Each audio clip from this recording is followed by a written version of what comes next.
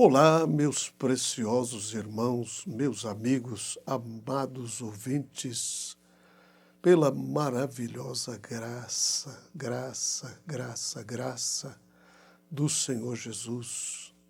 Aqui estamos para juntos meditarmos mais um pouquinho dentro destas preciosas palavras de vida. Eu estou aqui com a minha Bíblia aberta no Evangelho segundo São João, no capítulo 6, e eu quero ler aqui a partir do versículo 37. Tudo que o Pai me dá virá a mim, e o que vem a mim, de maneira nenhuma o lançarei fora, porque eu desci do céu não para fazer a minha vontade, mas a vontade daquele que me enviou. E a vontade do Pai que me enviou é esta: que nenhum de todos aqueles que me deu se perca, mas que o ressuscite no último dia. Porquanto a vontade daquele que me enviou é esta, que todo aquele que vê o Filho e crê nele tenha a vida eterna, e eu o ressuscitarei no último dia.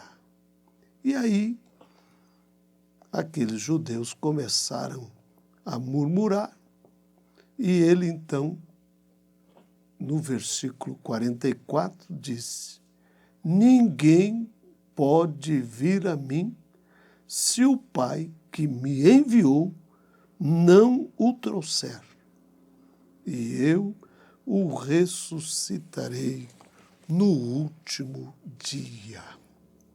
Então, aqui está esta escritura maravilhosa, esta preciosa palavra de Deus, que com toda certeza traz aos nossos corações um gozo inefável.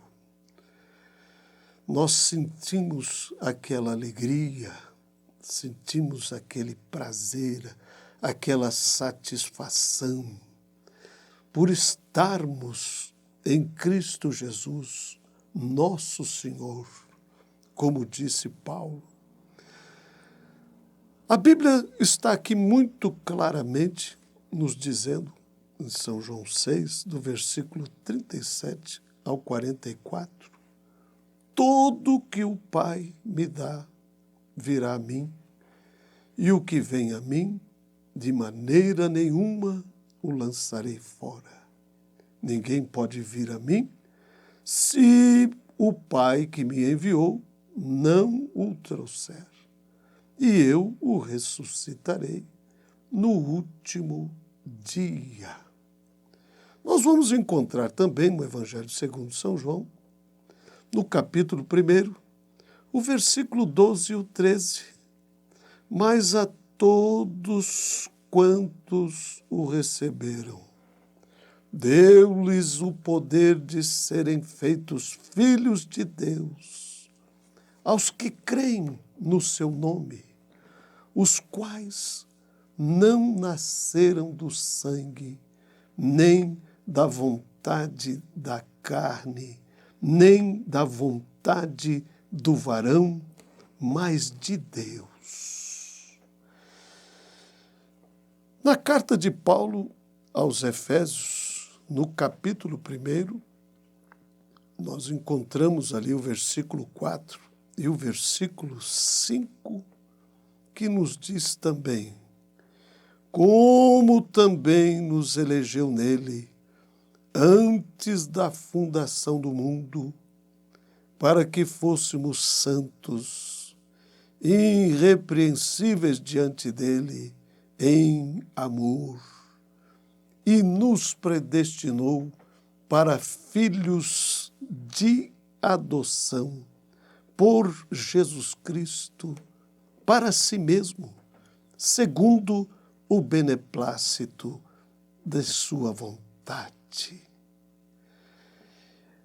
De acordo com estes versículos que acabamos de ler, nós podemos ver claramente que Jesus está escolhendo o seu povo, está escolhendo aqueles que comporão o corpo místico de nosso Senhor Jesus Cristo, que não é outra coisa a não ser o corpo da sua noiva. Assim como o homem escolhe a sua companheira, não é a companheira, não é a noiva que escolhe o noivo, mas é o noivo quem escolhe a noiva. É ele quem decide. Agora, nós encontramos aqui em São João, no Evangelho segundo São João, no capítulo 15, no versículo 16, nós encontramos a Bíblia dizendo: não me escolhestes vós a mim, mas fui eu quem vos escolhi a vós. Então, de acordo com a palavra de Deus, a noiva foi escolhida por ele. Portanto, aqueles que estarão compondo o corpo místico de nosso Senhor Jesus Cristo foram escolhidos por Deus. E quando é que foi que isto aconteceu? Foi naquele dia em que você o aceitou? Não. A Bíblia diz que ainda antes da fundação do mundo,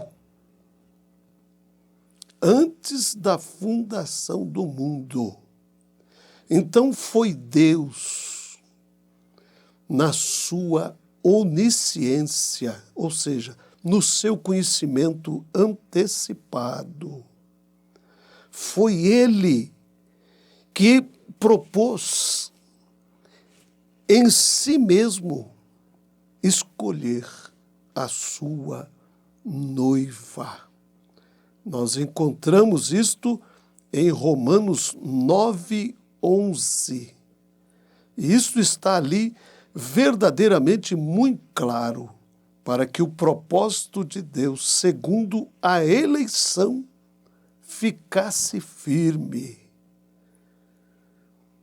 O propósito. Qual foi este propósito que Deus teve ainda antes da fundação do mundo? Nós estamos falando, irmãos queridos, amados, ouvintes, amigos, nós estamos falando de algo muito precioso. E é claro que nós não poderíamos estarmos falando acerca destas coisas a menos que Deus nos tivesse aberto, conforme ele nos prometeu em Apocalipse 10, no versículo 7, mas nos dias da voz do sétimo anjo, quando ele tocar a sua trombeta, todos os mistérios que estiveram ocultos em Deus desde antes da fundação do mundo, nós estamos falando, irmãos queridos, amados, de algo que estava na mente de Deus, quando nem mesmo havia mundo, quando nem mesmo havia o que quer que seja. Nós estamos falando do pensamento íntimo. Estamos falando de um propósito eterno de Deus. Deus escolhendo a sua própria noiva. Deus estava escolhendo a sua amada. Então nós estamos falando de algo que é realmente muito precioso. E eu espero que isto esteja movendo o seu coração, as suas entranhas da alegria, do gozo inefável dos céus, porque é isto, queridos irmãos, amigos, amados ouvintes, que nos sustém nesta hora. Esta alegria que acalenta os nossos corações nos momentos de provações, nos momentos em que estamos atravessando horas amargas aqui por sobre a face desta terra, nós sabemos que a glória que está por se revelar, isto ultrapassa qualquer dificuldade que temos pelo caminho afora. Portanto, ainda antes da fundação do mundo, Deus decretou, antes mesmo que houvesse uma partícula de poeira estelar, antes mesmo que Deus fosse Deus, porque você sabe que a palavra Deus quer dizer objeto de adoração e não havia ninguém lá ainda para adorá-lo. Naquele tempo, ele era apenas potencialmente Deus. Ele foi conhecido como o Espírito Eterno. E de pensar, meus amados, que a sua noiva já estava em seus pensamentos, já estava em sua mente. Ela existia, muito mesmo antes de haver o que quer que seja, antes de haver qualquer criação, na mente de Deus, a sua noiva existia em seus pensamentos. E o que você me diz acerca destes pensamentos de Deus? Eles são eternos? Claro que são eternos. Os pensamentos de Deus são eternos. Você pode ver isto e verá muitas vezes. Deus é imutável, tanto em sua essência, como também em seu comportamento. Nós temos podido ver isso através de todas as Escrituras. Podemos provar isto. Ele é infinito e as suas habilidades. E Deus é onisciente. E se ele é onisciente, ele não está aprendendo. Ele sabe de todas as coisas, meus amados e preciosos. Então, este Deus, o que ele pensou no princípio é o que ele continua pensando ainda hoje, porque ele é um ser infinito, ele é imutável, ele jamais terá um novo pensamento acerca de algo. Todos os seus pensamentos, ele sempre os teve e sempre os terá. Ele conhece o fim desde o princípio, porque ele é Deus. E, por consequente, os seus pensamentos, ou seja, os pensamentos de Deus, são eternos. Estes pensamentos são reais. Eles não são simplesmente como um homem que vai e pensa uma coisa hoje, amanhã ele pensa outra, faz um projeto hoje e depois aquilo pode ou não pode se traduzir em substância, mas os pensamentos de Deus, eles são eternos. Os pensamentos de Deus são reais. É assim que funciona, meus amados. Então, a Bíblia nos diz que ele nos elegeu nele. Quando? Quando foi isto? Ainda antes da fundação do mundo. Isto significa que nós estávamos bem ali com ele. Nós estávamos em seus pensamentos, ainda antes de haver mundo.